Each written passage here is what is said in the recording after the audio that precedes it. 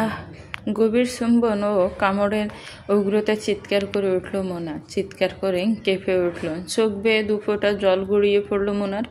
অন্ধকার থাকায় কেউ দেখল না। ঘর ভর্তি মানুষ। সামিহা বেগম বলে উঠল, কি হয়েছে, কি হয়েছে? মোনা, ব্যথা পেয়েছিস? কিছু হয়েছে? আচ্ছা, বিদ্যুৎ চলে গেল, জেনারেটর কি হয়েছে? তাড়াতাড়ি মোম নিয়ে আয় তো সুমি। কিছুই দেখা যাচ্ছে না। মোনা কি বলবে? মাত্র কি হলো? এর সাথে কি করে বলবে? কিছুক্ষণ আগে ড্রয়িং রুমে বসে আড্ডা দিচ্ছিল মোনা, সাইমন, দুই ভাই বোন, মা সামিহা বেগম, চাচি নওশিন আফরোজ, চাচাতো বোন রিমা, সাদাফ। সবার চোখে ভদ্র ছেলে। হঠাৎ বিদ্যুৎ চলে গেলে নওশিন আফরোজ সাদাফের মা সাইমনের সাথে দেখতে যায় জেনারেটর চালু হলো না কেন। বাকি সবাই যার যার স্থানে বসেছিল, কেউ জায়গা থেকে উঠেনি। হঠাৎ মনে অনুভব করে কেউ তার পাশে বসে ঘাড়ে কাঁধে গভীরভাবে চুমু খেতে লাগলো। মোনা বরফের মতো জমে গেল। এমন কামনার স্পর্শ সহ্য হচ্ছে না মোনার। হঠাৎ জোরে কামড় বসিয়ে দিয়েছে সেই ব্যক্তি। মোনা গায়ের স্মেলে বুঝতে পারে তার আর কেউ না, সাদাফ ভাইয়া। কামড় দিয়ে সাথে সাথে সরে নিজের জায়গায় বসে থাকে সাদা। ভয়ে লজ্জায় কাউকে কিছু বলতে পারে না মোনা। ব্যথায় চিৎকার করে উঠল ও পর মুহূর্তে চুপ হয়ে যায় মোনা। কাকে বলবে বা কি বলবে যে তার এত বড় সিনিয়র সাদাব ভাই ওর কাঁধে কামড় দিয়েছে? এই কথা ও কি কাউকে বলা যায়? আর মোনা চিৎকার করে বললেও কেউ বিশ্বাস করবে না, কারণ এবারের সবচাইতে ভদ্র এবং ব্রিলিয়েন্ট ছেলে হচ্ছে সাদাব। নীলা রহমান স্বভাব চুপচাপ, মায়ের ভক্ত ছেলে। কারো মুখের উপর কোনো কথা বলে না, মাথা নিচু করে হাঁটে, মাথা নিচু করে সবার কথার উত্তর দেয়। কিন্তু শুধু মুনা জানে গত কয়েকদিন ধরে ওর উপরে কি কি অত্যাচার হচ্ছে। সাদাব ভাই দেশে এসেছে মাত্র 20 দিন হবে। 6 বছর অস্ট্রেলিয়া ছিল, বয়স 26 বছর, দেখতে ফর্সা, লম্বা, 5 ফিট 11, চশমা পরে, সেই লেভেলের ভদ্রলোক, খোঁচা খোঁচা দাড়ি। কামড় দেওয়ার সময় যখন মুনার গলার কাঁধে বসতে লাল হয়ে গেছে। বর্তমান একটি মোমবাতি জ্বালিয়ে হাজির হলো সুমি। সাথে সাথে এসে সামিহা বেগমের হাতে দিলেন। সামিহা বেগম ওনার কাছে গিয়ে বলল, কিরে, কি হয়েছে? মনে এখনও কাঁধে হাত দিয়ে রেখেছে, কিন্তু কাউকে দেখাতে পারছে না।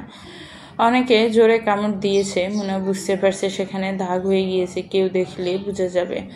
মোনা কাঁধে হাত রেখে অবস্থায় ফিট ফিট করে তাকালো সাদাফের দিকে। সাদাফ এক দৃষ্টিতে তাকিয়ে আছে মোনার দিকে। চশমার ভিতর থেকেও সাদাফের দৃষ্টি যেন এসপার ওসপার করে মোনার অন্তরে গিয়ে লাগছে। মুখে কোনো কথা নেই সাদাফের। এমন একটা ভাব যত এত দূর হেঁটে সে মোনাকে কামড় দেওয়া তো দূরের কথা, যেন এত দূর থেকে জিজ্ঞাসা করা যাচ্ছে না, মোনা তোর কি হয়েছে? মোনা দৃষ্টি নামিয়ে কাঁধে হাত রেখে বলল, মনে হয় কোনো পোকা কামড় দিয়েছিল বা পিঁপড়া, আমি যাচ্ছি ভিতরে। বলেই মোনা দৌড়ে রুমের ভিতর চলে গেল। সামিয়া বেগম বলল, কি রিমা, তুই তো এখানে ছিলে, কোনো পোকা কামড় দিল মেয়েটাকে? একটু যে দেখ না, একা একা অন্ধকারে গেল মেয়েটা। রিমা বলল, ছোট মা, কিছু হয়নি তো। বললই তো, ও কি পিঁপড়া বা কোনো পোকা কামড় দিয়েছে? ও কি ছোট এখন? সামিয়া বেগম বলল, তোর থেকে তো 1 বছরের ছোট। তোর 17 চলে, ও 16 বছর ছেলে। সাদাপ উঠে দাঁড়িয়ে বলল, আমি গিয়ে জিজ্ঞেস করবো চাচি কি হয়েছে, যদি আপনি অনুমতি দেন। সামিয়া বেগম বলল, যা, তুই আমার লক্ষ্মী ছেলে, পুরো বাড়ির আর একটা ছেলে মেয়েও কথা শোনে না, গিয়ে দেখ, না হলে আবার অন্ধকারে তোর বোন ভয় পাবে। সাদাব সবার সামনে থেকে ভদ্র ছেলের মতো উঠে উপরের দিকে গেল। উপরের দিকে এখন কেউ নেই, সবাই নিচে এবং বাহিরে আছে সাইমন ও সাদাফের মা। সাদাব ধীরে ধীরে মোনার রুমের দিকে গেল। মোনার রুমে দরজা হালকা ছাপানো ছিল। সাদাব দরজা খুলে ভিতরের দিকে ঢুকলো। মোনা ভাবলো রিমা, তাই বলল, আপু, জামার চেনটা খুলতে পারছি না, একটু খুলে দিবে? সাদাব ভিতরে থেকে দরজা লক করে দিল। মোনা দরজা লাগানোর শব্দে পিছনে ঘুরে তাকালো। হালকা আফসাল এটুকু বুঝতে পারল রিমার উচ্চতা এত নয়, কিন্তু কে সেটি ধরতে পারছে না। সাদাব ধীরে ধীরে কদম ফেলে যত কাছে আসছে, সাদাফের গায়ের স্মেলে মোনা বুঝে গিয়েছে এটা আর কেউ নয়, সাদাব ভাই। দরজা বন্ধ করে দিয়েছে কেন অজানা ভয়ে সংকুচিত হয়ে আসছে মোনার দেহমা। মোনা ধীরে ধীরে পা পিছন দিকে নিয়ে একটু একটু করে পিছনে যেতে লাগলো। সাদা প্যাক ফ্যাক ফ্যাক করে মোনার দিকে এগিয়ে আসতে লাগলো। মোনা পিছাতে পিছাতে চেপে গেল দেয়ালের সাথে, আর যাওয়ার জায়গা নেই। সাদার শরীরের সাথে ঘেঁষে মোনার হাত দুটোকে ধরে মোনাকে উল্টো করে ঘুরিয়ে দেয়ালের সাথে চেপে ধরল। মুনা অস্পষ্ট স্বরে বলল, সাদাব ভাই, আপনি এরকম করছেন কেন? সবাই শুনলে কি বলবে? আপনি আর বাড়াবাড়ি করলে আমি কিন্তু সবার কাছে বলে দিব। সাদাব চুপচাপ, কোনো শব্দ নেই, শুধু নিঃশ্বাসের অস্থির শব্দ ঘরের ছাড় দেয়ালে যেন বাড়ি খাচ্ছে। সাদাব 2 হাত দিয়ে মুনার 2 হাত দেয়ালে চেপে ধরেছিল। হঠাৎ করে এক হাত ছেড়ে দিয়ে মুনার জামার পিছনে জামা চেন খুলে ফেলল। মুনা চিৎকার করবে তার আগে সাদাব আরেক হাত দিয়ে মুনার মুখ চেপে ধরল। মুনার পিঠের সাথে সাদাবের বুক একদম অঙ্গাঙ্গিভাবে লেগে আছে। এদিকে মুনার মুখ চেপে ধরে রেখেছে সাদাব, তাই মুনা যেন ঠিকমতো নিঃশ্বাস নিতে পারছে না। শরীরে তাপ অনুভব করছে মুনা, গরম নিঃশ্বাস আশ্রয় পড়ছে মুনার কাঁধে। পুরো শরীর অবশ হয়ে আসছে মুনার। সাদাব ডান হাত দিয়ে ধীরে ধীরে মুনার কাঁধ থেকে জামা নামাতে লাগলো। জামা নামিয়ে ধীরে ধীরে মুখ ডুবিয়ে দিল মুনার কাঁধে। ছোট ছোট চুমু খেতে লাগলো। এদিকে মুনার জীবন যেন যায় অবস্থা, নিঃশ্বাস নিতে পারছে না। শরীর কেঁপে কেঁপে উঠছে। এত গভীর স্পর্শ জীবনে কখনো পায়নি মুনা। তার উপর আবার নিজের আপন চাচাতো ভাই, কাউকে কিছু বলতেও পারছে না। সাদাফের হাত আপনা আপনি উঠে গেল মুনার উন্মুক্ত পিঠে। জামা হালকা টান দিয়ে পিঠের পুরো অংশ খুলে ফেলল সাদাফ। মুনার পিঠে চলতে লাগলো সাদাফের হাতের অবাধ বিচরণ। মুনা সইতে পারছে না। পুরো শরীর যেন হিম শীতল হয়ে যাচ্ছে। শরীর ধীরে ধীরে কেঁপে কেঁপে উঠছে। মনে হচ্ছে জান যায় অবস্থা। দাঁড়িয়েও থাকতে পারছে না মুনা। সাদাফ এবার মুনাকে এক ঝটকায় ঘুরিয়ে দিল। মুনার দৃষ্টি সাদাফের দৃষ্টির দিকে এক দৃষ্টিতে তাকিয়ে আছে। সাদাফ চেহারায় যেন কোনো হেলদুল নেই, যেন কিছু অনুভব করছে না, শুধু ঘন ঘন নরম নিঃশ্বাস ফেলছে সাদাফ। মনে কিছু বলবে তার আগে সাদাফ মুনার ঠোঁট আঁকড়ে ধরল। পাগলের মতো চুষে কামড়ে চুমু খেতে লাগলো মুনাকে। মুনা নিঃশ্বাস নিতে পারছে না পারছে সাদাফের হাত থেকে নিজেকে ছাড়াতে। একটার পর একটা চুমু খেয়ে যাচ্ছে সাদাফ। 2-1 সেকেন্ডের জন্য ছাড়ছে, আবার আঁকড়ে ধরছে মুনার ঠোঁট। মুনা যেন পাগল হয়ে যাচ্ছে, প্রায় আর দাঁড়িয়ে থাকতে পারছে না। মুনার শরীর সম্পূর্ণ বাজ ছেড়ে দিল সাদাফের উপর। সাদাফ ধীরে ধীরে মুনার কাঁধের থেকে জামা নামাবে এমন সময় মুনা বুকে হাত দিয়ে আটকে দিল। সাদাফ মুনার ঠোঁট ছেড়ে মুনার দিকে তাকালো, তারপর ধীরে ধীরে ফিস করে বলল, খুলতে দে আমাকে, দেখবো আমি, না দেখলে পাগল হয়ে যাব। দেখতে দে। আমার মাতাল উন্মাদ প্রেমের স্পর্শ তোকে কতখানি কলঙ্কিত করতে পেরেছে। তোর সারা শরীরে আমার স্পর্শের দাগ থাকবে, তুই আজীবন আমার থাকবি। কেউ তোকে দেখলে আমার আদরের দাগ দেখবে তোর সারা গায়ে, তাই আমার জিনিস আমাকে দেখতে দে। উন্মাদের মতো মুনার কানে গলায় চুমু খেতে খেতে কথাগুলো বলল সাদাফ। নায়িকার নাম নিয়ে অনেকে সন্তুষ্ট ছিলেন না, তাই নায়িকার নাম পরিবর্তন করে নায়িকার নাম দিলাম নূর। কেউ কিছু বলবেন না প্লিজ। নূর সাদাফকে এক ঝটকায় দূরে সরিয়ে দিল, তারপর বলল, আপনি এরকম করছেন কেন? আপনি কি আমাকে ভালোবাসেন? সাদাফ দূরে সিটকে সরে দাঁড়িয়ে রইল। জোরে জোরে হাঁপাচ্ছে সাদাফ, রাগে খুবই জোরে জোরে নিঃশ্বাস নিচ্ছে। তারপর নূরের দিকে তাকিয়ে বলল, তুই ভালোবাসার কি বুঝিস? আপনি আমার সাথে এরকম করছেন কেন? আর আপনি না আমার আর বলে শেষ করতে পারল না নূর। দরজায় নক করার শব্দ হলো। সাথে সাথে সাদাফ নিজেকে ঠিক করে চশমাটা হাত থেকে চোখে দিয়ে বলল, নিজেকে ঠিক কর। নূর সাথে সাথে নিজেকে ঠিক করে নিল। চোখে পানি এসেছিল, সেটাও মুছে নিল। সাদাফ এক দৃষ্টিতে তাকিয়ে রইল নূরের দিকে, তারপর 2 হাত দিয়ে নিজের এলোমেলো চুলগুলো ঠিক করে দরজা খুলতে গেল। দরজা খুলে দেখলো কাজের মেয়েটা সুমি এসেছে। বলল, ভাইজান, আপুকে খালাম্মা ডাকতেছে, আপনিও চলেন, সবাই একসাথে ডিনার করবেন। সবাই টেবিলে বসে রয়েছে।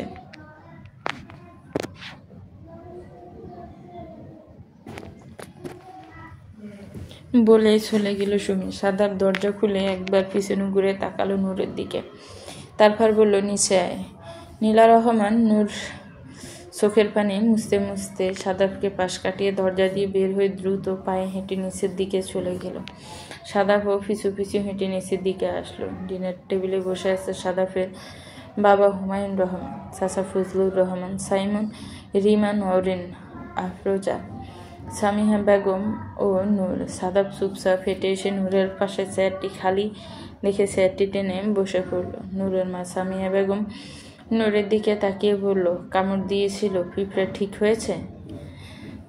নূর সাথে সাথে মাথা তুলে বলল, হ্যাঁ হ্যাঁ ঠিক হয়েছে, ক্রিম লাগিয়ে নিয়েছি। নরিন আফরোজ বলল, ভালো করেছিস, তোর তো আবার অ্যালার্জি সমস্যা বেশি, হালকা কিছু হলেই অনেক দাগ হয়ে যায়। হুমায়ুন রহমান বলল, আচ্ছা মা, ঠিক আছে, খাও। খাবার সময় এত কেন প্রশ্ন করছো নরিন? আচ্ছা ঠিক আছে। আর কোনো কথা বলল না নরিন আফরোজ। সামিয়া বেগম সাথে সাথে উঠে সবাইকে খাবার সার্ভ করতে লাগলো। সাদাফ এমনভাবে খাচ্ছে যেন আশেপাশে কেউ নেই, মাথা নিচু করে চুপচাপ খাচ্ছে। সাইমন সাদাফের দিকে তাকিয়ে বলল, ভাইয়া, আগামীকাল আমরা একটু বেরোবো, তুমি কি সাথে যাবে? সাদাফ মাথা না তুলে বলল, না, আমার একটু কাজ আছে, আমি যেতে পারবো না। সাইমন বলল, ও আচ্ছা ঠিক আছে, তাহলে আমি নূর আর জিমাই চলে যাব একা। ভেবেছিলাম তুমি গেলে কার ড্রাইভ করতে পারতে, তুমি তো ভালো ড্রাইভ করতে পারো, না হলে আমাদের আবার ড্রাইভার নিয়ে যেতে হবে। সাদাফ খাচ্ছিল, এমন সময় নুরুর কথা শুনতে হাত থেমে গেল। তারপর কিছু একটা ভেবে বলল, ঠিক আছে, কখন যাবে? ড্রাইভারকে নিয়ে যেতে হবে না, আমি সাথে নিয়ে যাব। ফজলুর রহমান সাথে সাথে বললেন, এই কথাটি ভালো বলছিস বাবা, তুই ওদের সাথে গেলে আমি একটু নিশ্চিন্ত হতে পারি, না হলে ওরা বাচ্চা কাচ্চা কয়েকজন যে পুরো শপিং মল মাথায় করে ফেলবে। তুই ওদেরকে একটু টেক কেয়ার করে রাখিস, তুই গেলে আমাদের আর কোনো টেনশন নেই। নূর মনে মনে ভয় পেয়ে গেল, কেন এই লোক সাথে যাবে? এই লোক সাথে গেলে নূর যাবে না, সাথে সাথে না করে দিবে সাইমন ভাইকে। মনে মনে ভাবলো, খাওয়া শেষ করে সাইমন ভাইকে না করে দিবে, নূর যাবে না। এমন সময় নরিন আফরোজ আবার বলল, নূর, তুই গেলে আমার জন্য একটা জিনিস নিয়ে আসবি, অন্য কারো পছন্দে আমার ভরসা নেই, তুই আমার জন্য পছন্দ করে জিনিসটা কিনে আনবি। নূর মুখ খুলে মাত্র বলবে যাবে না, ঠিক তার আগে সাদাফ টেবিলের নিচ দিয়ে নূরের একটা হাত চেপে দিল। নূর সাথে সাথে তাকালো হাতের দিকে, দেখলো সাদাফ হাত চেপে ধরে আছে। নূর কাউকে কিছু বুঝতে না দিয়ে হাত মুছড়ামুছি শুরু করে, ছাড়ানোর চেষ্টা করলো, কিন্তু সাদাফ চুপচাপ খাচ্ছে আর হাত ধরে রেখেছে। সাদাফের চেহারা দেখে বোঝার উপায় নেই টেবিলের নিচে কি চলছে। এদিকে নূরের ডান হাত ধরে যার জন্য নূর বা হাতে চামচ ধরে খেতে পারছে না।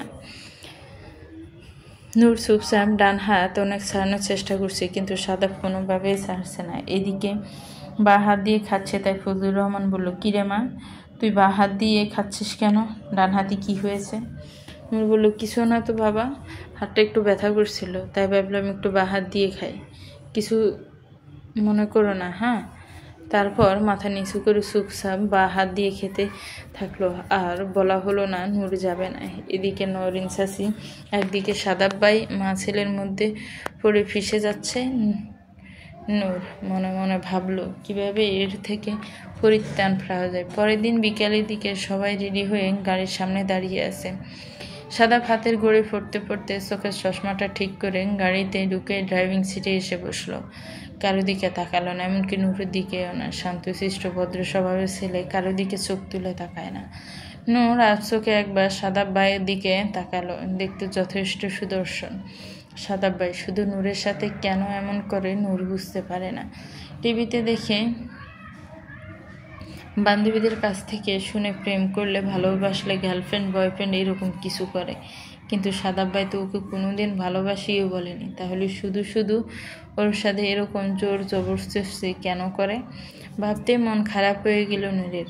তাই গাড়ির পিছনে বসে গ্লাস নিয়ে বাহিরের দিকে তাকিয়ে রইল। কিন্তু নূর জানে না, দুইটি চোখ ছাতক পাখির মতো লুকিং গ্লাস দিয়ে নূরের দিকে তাকিয়ে আছে এক দৃষ্টিতে।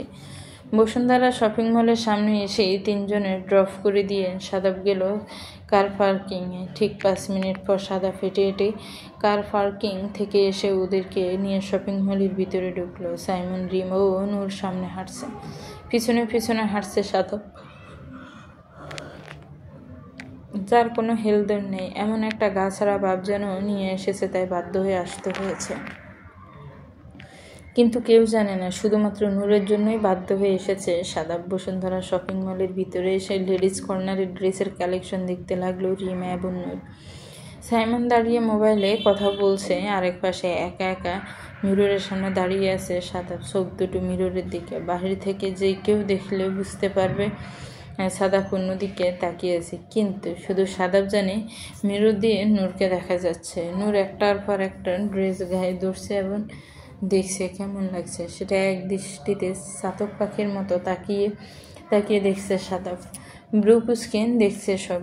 এর ভিতর থেকে নূরের 3টে ড্রেস খুব পছন্দ হলো, তাই রিমাকে সাথে করে নিয়ে চেঞ্জিং রুমের কাছে গিয়ে দরজা না লাগিয়ে রিমাকে দাঁড় করিয়ে রাখলো নূর। ও চেঞ্জ করবে এবং রিমাকে একটি একটি করে পরে দেখাবে। রিমা দাঁড়িয়ে মোবাইল টিপছিল। এমন সময় রিমার মোবাইলে একটি জরুরি ফোন আসলো। রিমা ফোন ধরে 2 কদম সামনে এগিয়ে গিয়ে দাঁড়িয়ে কথা বলতে বলতে ভুলেই গেল যে নূর চেঞ্জিং রুমে আছে এবং দরজা খোলা। ও কথা বলায় ব্যস্ত হয়ে গেল। নীলা রহমান। নূরের জামা চেঞ্জ করা শেষ, পিছনে শুধু চেন লাগানো বাকি। এমন সময় দরজা খুলে রিমাকে ডাকবে, ঠিক তার আগে হুড়মুড়িয়ে ভিতরে প্রবেশ করলো সাদাব। ঢুকে দরজা লাগিয়ে দিল চেঞ্জিং রুমের। চেঞ্জিং রুমটা খুব বেশি একটা ছোট নয়, আবার বড় নয়। সাদাব 2 কদম এগিয়ে আসলে নূর পিছাতে পিছাতে চেঞ্জিং রুমের দেয়ালের সাথে বাড়ি খেলো। মাথায় জোরে বাড়ি খাওয়ার আগে সাদাব নূরের মাথার পিছনে হাত দিল এবং আরেক হাত দিয়ে জামার চেন ধরল, কিন্তু চেহারার চোখের ছাউনির কোনো পরিবর্তন হলো না। এক দৃষ্টিতে তাকিয়ে রইল নূরের দিকে। কি আছে চশমার আড়ালে লুকিয়ে থাকে ওই 2টি চোখ নূর জানে না। নূর এক দৃষ্টিতে তাকিয়ে রইল সাদাপের চোখের দিকে। ঘন ঘন নিঃশ্বাস নিচ্ছে না, কেমন ভিতরে যেন সর্বাঙ্গ কেঁপে উঠেছে নূরের, কিছু বলতেও পারছে না। এদিকে ধীরে ধীরে সাদাফ নূরের জামার চেন লাগাচ্ছে। সাদাফের উষ্ণ নিঃশ্বাস নূরের গায়ে আছড়ে পড়ছে। তারপর সাদাফ হালকা একটু ঝুঁকে নূরের কানের কাছে এসে নূরের কানে একটি কামড় দিয়ে নাক বসতে বসতে বললো, এই ড্রেসগুলো আমার একটুও পছন্দ হয়নি। এই ড্রেসগুলোতে তোকে একটু সুন্দর লাগছে না, অনেক পচা লাগছে। তারপর নূরের কাঁধের দিকে জামা নামিয়ে দেখলো গতকাল রাতে সাদাপের দেওয়া ক্ষত চিহ্ন স্পষ্ট হয়ে আছে। সাদাপ গান বাঁকা করে নূরের দিকে তাকালো, হঠাৎ একটু মুচকি হাসলো। নূর তার কিছুই দেখতে পেল না। সাদাপ সেই ক্ষতস্থানে আরও একটি ছোট্ট কামড় দিল। নূর লজ্জায় বয়ে চিৎকার করতে পারল না, নিজের হাত দিয়ে মুখ চেপে রাখলো। সাদাপ ছোট ছোট চুমু খেতে লাগলো, উষ্ণ নরম স্পর্শ দিতে লাগলো। এদিকে নূর ভদ্র চেঞ্জিং রুমের ভিতর ছটফট করতে লাগলো, আর মনে অজানা আশঙ্কা এবং ভয়, কখন কে দেখে ফেলে। বাহিরে তো রিমা ছিল, রিমা যদি দেখে ফেলে তাহলে কি হবে? ব্যথায় এবং ভয়ে শিহরণে কুঁকড়ে রইল নূর। সাদাফ থামল না। শপিং শেষে বাসায় ফিরে আসলো 4 জন। গাড়ি থেকে নেমে কারো দিকে না তাকিয়ে চাবিটি সাইমনের দিকে দিয়ে বলল, কার লক করে ভিতরে চলে আসিস, আমি টায়ার্ড, আমি উপরে যাচ্ছি। সাইমন বলল, ঠিক আছে ভাইয়া। রিমা বলল, কিরে দাঁড়িয়ে আছিস কেন? আয় আয় ভিতরে। সব কিছু নিয়ে তাড়াতাড়ি। নূর মাথা নিচু করে চুপচাপ দাঁড়িয়ে রইল। কাউকে কিছু বলার বা বোঝানোর ভাষা নূরের কাছে নেই। ওর সাথে কি হচ্ছে, কেন এমন হচ্ছে কিছুই বুঝতে পারছে না। কেন সাদাব ভাই এসব করছে, কেন নূরকে এসব সহ্য করতে হচ্ছে ভাবতে লাগলো নূর। তারপরও সাদাব ভাই কাছে আসলে কেন নূরের ভিতরে কোথাও কোনো একটা কম্পন শুরু হয়ে যায়, যা কাউকে বোঝাতে পারে না। একদিকে ভয়, একদিকে শিহরণ, আরেকদিকে নিজের প্রতি ঘৃণা হয় নূরের। এসব ভাবতে ভাবতে নূর বাড়ির ভিতরে শপিং ব্যাগগুলো নিয়ে প্রবেশ করেন দেখলো সাদাব ভাই উপরে নিজের রুমে চলে গেল। নূরও ব্যাগ হাতে নিয়ে দাঁড়িয়ে রইল। চাচি নূরুন আফরিজ এসে বলল, কিরে তোকে কি আনতে বলেছিলাম এনেছিস? নূর হাসি মুখে বসে সব কিছু দেখাতে লাগলো। সব দেখানো শেষে নূর উপরে নিজের রুমে চলে গেল, গিয়ে শরীর এলিয়ে দিল বিছানায়। তারপর আস্তে আস্তে ভাবতে লাগলো এই দিনগুলোতে সাদাপের ওর সাথে করা আচরণ। ভাবতে ভাবতে চোখ বন্ধ করে ঘুমিয়ে গেল নূর। এদিকে সাদাপ নিজের রুমে এসে চুপচাপ দরজা লক করে দরজার সাথে পিঠ ঠেকিয়ে দাঁড়ালো। ছটফট করছে সাদাপের মন। সাদাপের রুহ অবধি পর্যন্ত ছটফট করছে। সাদাপ দ্রুত পায়ে হেঁটে গিয়ে আলমারির একটি পাল্লা খুলে সেখান থেকে গোপন ড্রয়ারের ভিতর থেকে একটি বক্স বের করলো। বক্সের ভিতরে কতগুলো ছবি ও কিছু জিনিস সযত্নে রাখা। ছোট একটি বাচ্চা মেয়ে ছবি দিয়ে পরিপূর্ণ বক্সটি ধীরে ধীরে মেয়েটা বড় হচ্ছে, এমন ছবি প্রথম হাঁটা শিখেছে সেই ছবি। আরও কত স্মৃতি, কত মাধুর্যতা, কিছু স্মৃতি যেমন ক্লিপ, ছুরি, লিপস্টিক, নুপুর, পুতুল, আরও কত কি। সাদা একটি একটি করে জিনিস বের করে হাতে নিল এবং চুমু খেলো। একটি ছবি বের করলো, যে ছবিতে দেখা যাচ্ছে 13 বছরের প্রথম কৈশোরে পদার্পণ করা সালোয়ার কামিজ পরিহিত একটি মেয়ে। সাদা শুভ্র কালারের সালোয়ার কামিজ পরা একটি মেয়ের দিকে মন্ত্রমুগ্ধের ন্যায় তাকিয়ে রইল সাদাফ। কিছুক্ষণ তাকিয়ে থেকে ধীরে ধীরে চোখ বন্ধ করে মাথাটা ঝুঁকিয়ে ছবিতে চুমু খেলো সাদাফ। তারপর মাথা তুলে ছবির দিকে কিছুক্ষণ চেয়ে থেকে ধীরে ধীরে পরম আদুরে নরম সুরে বলল, আই লাভ ইউ সোনা, ভীষণ ভালোবাসি তোকে আমি। তুই কবে বড় হবি? কবে তুই বুঝতে পারবি আমি তোকে কত ভালোবাসি? আর কত অপেক্ষা করাবি? এবার একটু বড় হ প্লিজ। কিছুই বুঝিস না কেন তুই? চোখের ভাষা বুঝিস না, মুখের ভাষা বুঝিস না, আমার স্পর্শের ভাষাও কেন বুঝতে পারিস না তুই? তোকে আমি কত ভালোবাসি কি করে বোঝাবো বল? কেন যখন আমি তোর দিকে এক দৃষ্টিতে তাকিয়ে থাকি তুই আমার চোখের ভাষা পড়তে পারিস না? কেন যখন তোকে আমি ভালোবাসার ছোট ছোট পরশ শিখে দেই তখন তুই আমার স্পর্শ বুঝতে পারিস না? মেয়েরা নাকি কোনো ছেলের চোখ দেখলে, কথা শুনলে বা স্পর্শেই বুঝে ফেলতে পারে তার মনে কি চলছে। তাহলে তুই আমার কোনো কিছুই কেন বুঝতে পারিস না? প্লিজ তাড়াতাড়ি বড় হ সোনা পাখি, আমি যে আর তোকে ছাড়া থাকতে পারছি না। বলে ছবিটি বুকে নিয়ে ঘন ঘন গরম নিঃশ্বাস ফেলছে সাদা। পরের দিন সকাল নাস্তার টেবিলে বসে আছে সবাই।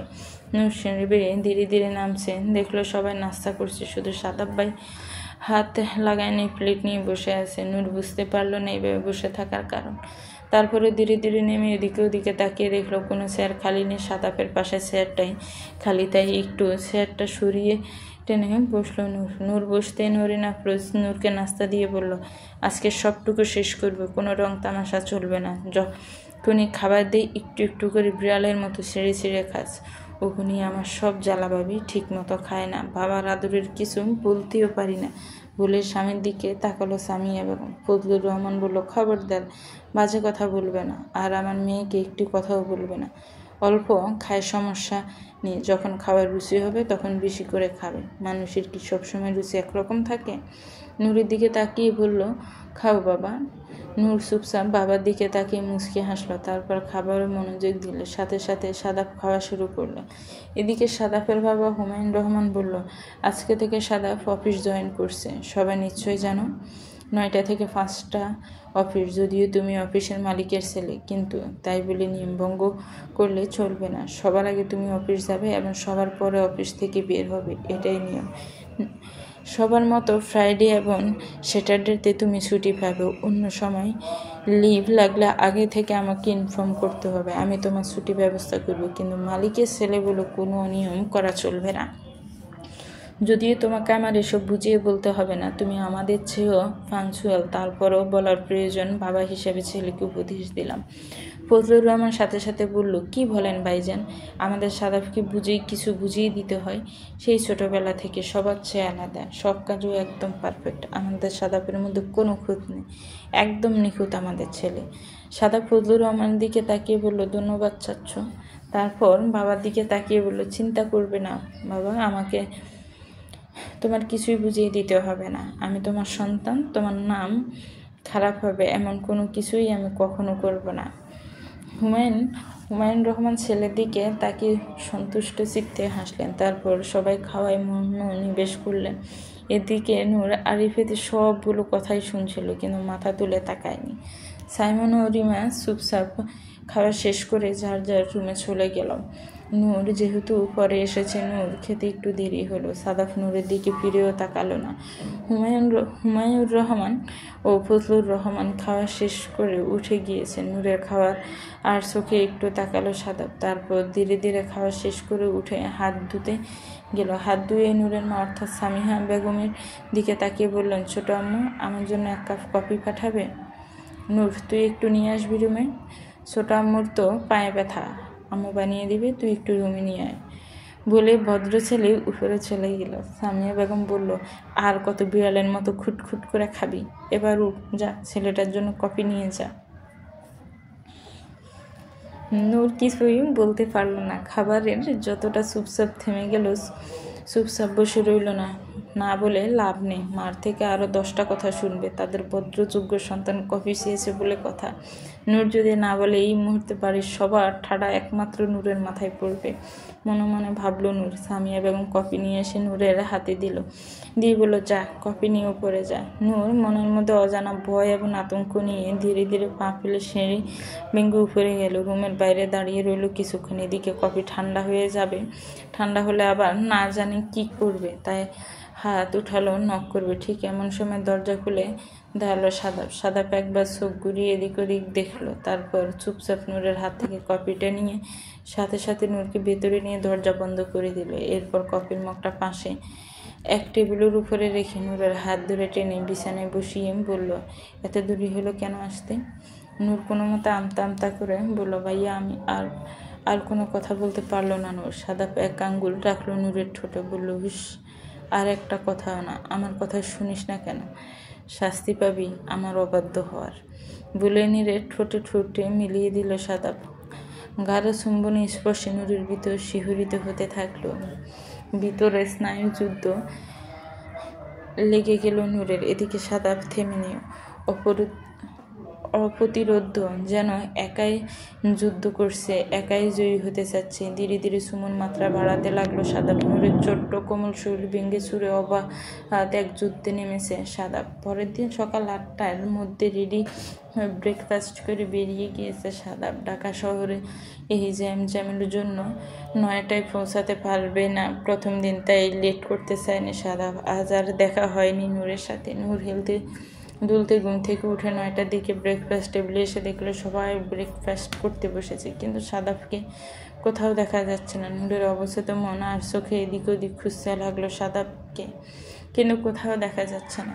কেন যেন কারো কাছে জিজ্ঞেস করতেও লজ্জা লাগছে, যদিও আপন চাচাতো ভাই, একই বাড়িতে থাকে। তারপরে জিজ্ঞেস করতে কেমন যেন একটা লজ্জা কাজ করছে। নূরের মনে পড়লো গতকাল রাতের দৃশ্য।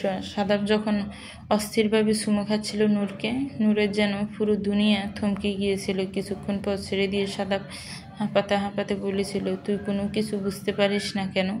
কবে বড় হবি তুই?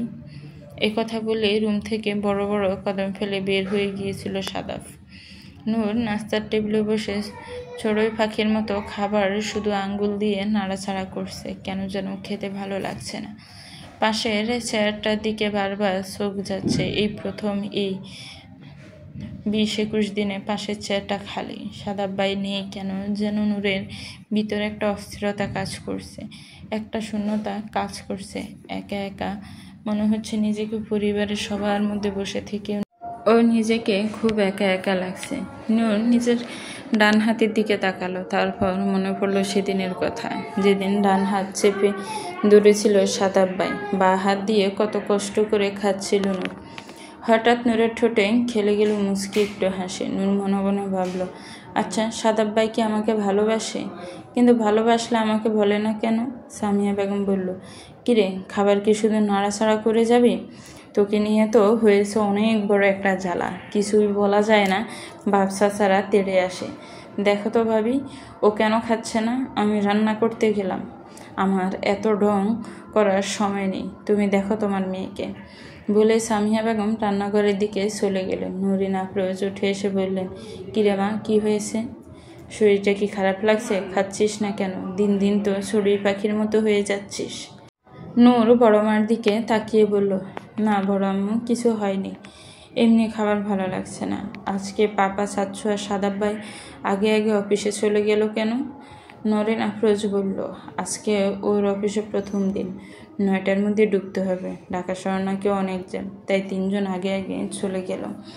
আজকে প্রথম পরিচয় করিয়ে দিবে তোর সাদাব ভাইকে, এজন্য সবাই আগে আগে গিয়েছে।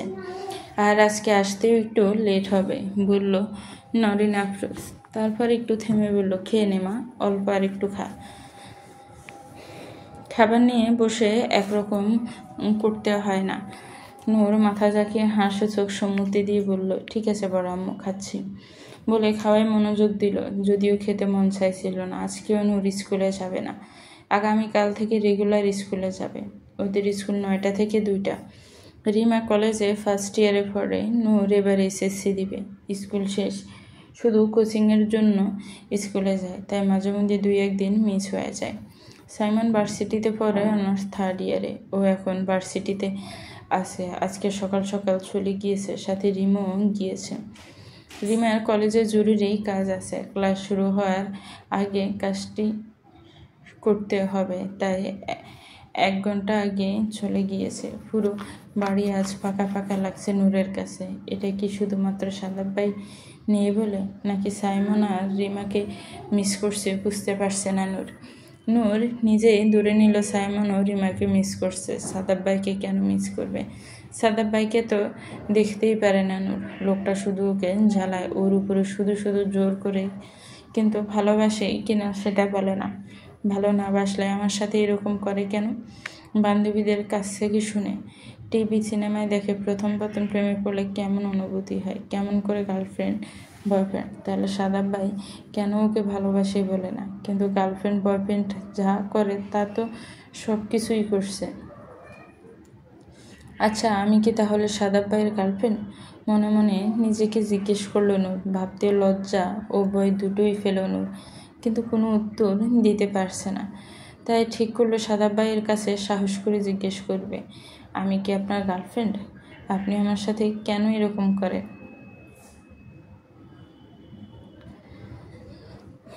এদিকে অফিসে হুমায়ুন রহমান সবার কাছে সাদাফকে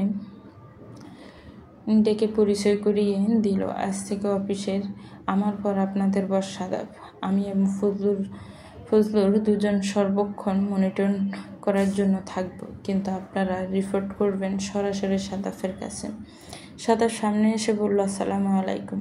সবাই আমার জন্য দোয়া করবেন। আজকে থেকে আমি অফিস দেখাশোনা করব, তবে feel free to work with me. কোনো টেনশন করবেন না। আগে যেভাবে কাজ করতেন এখনও সেভাবে মন দিয়ে কাজ করবেন। সবাই সাদর গ্রহণ করলো সাদাফকে। তারপর হুমায়ুন রহমান, ফজলুর রহমান ও সাদাফ এগিয়ে গেলেন সাদাফের নতুন কেবিনের দিকে।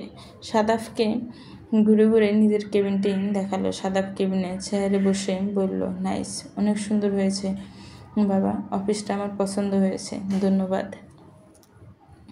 ফজলুর রহমান বলল, তোর বাবা করেনি, ডিজাইন আমি করিয়েছি। আমি জানি আমার ছেলে পছন্দ কেমন কেমন চাচা হিসেবে এতটুকু তো আমি করতেই পারি। আর ডিস্টার্ব করবো না। কিছু ফাইল তোকে দিয়ে যাব, তো রেসিস্ট্যান্ট আজকে শুধু ফাইলগুলো রিড করবে, কোথায় কি প্রবলেম আছে খুঁজে বের করবে, এটাই তো টাস্ক।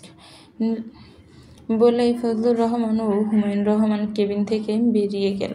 সাদাফ কেবিনের চেয়ারে হেলান দিয়ে বসে মাথার পিছনে একটি হাত দিয়ে মাথা চুলকাতে চুলকাতে পকেটে হাত দিল। পকেট থেকে বের করলো ছোট্ট একটি ছবি। কিছুক্ষণ এক দৃষ্টিতে তাকিয়ে রইল ছবিটির দিকে।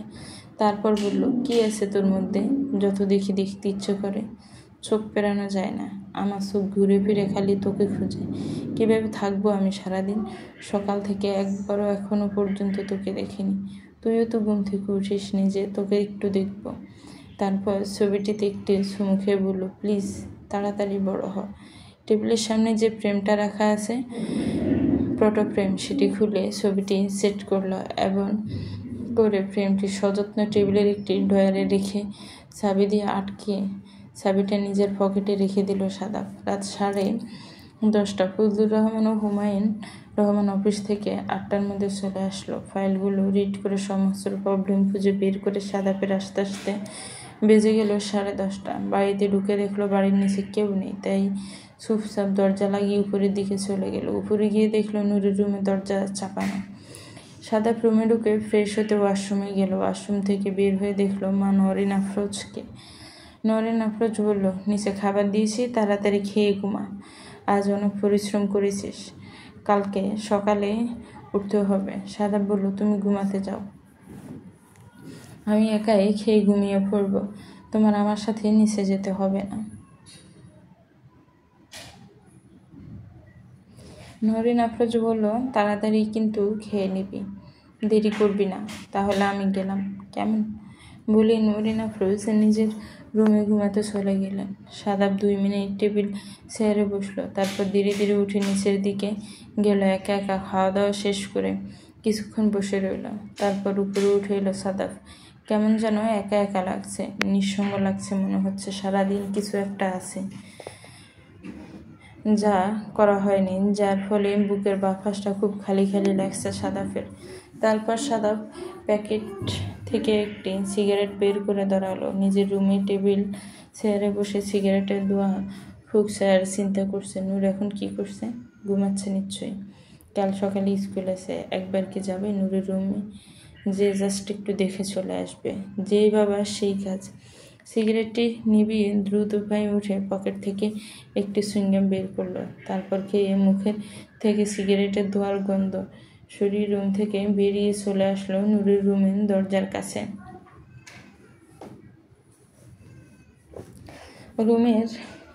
নূরের রুমের দরজা ছাপানো ছিল। ধীরে ধীরে দরজা খুলে দেখলো ড্রিম লাইট জ্বালানো, কিন্তু স্পষ্ট দেখা যাচ্ছে নূর গুটিসুটি হয়ে বিছানায় শুয়ে আছে।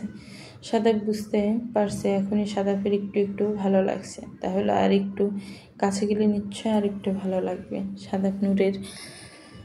সাদাফ বুকের বাম পাশ হতে হাত দিয়ে ধীরে ধীরে এগিয়ে গেল নূরের কাছে, হাঁটু ভেঙে বসলো নূরের মুখোমুখি।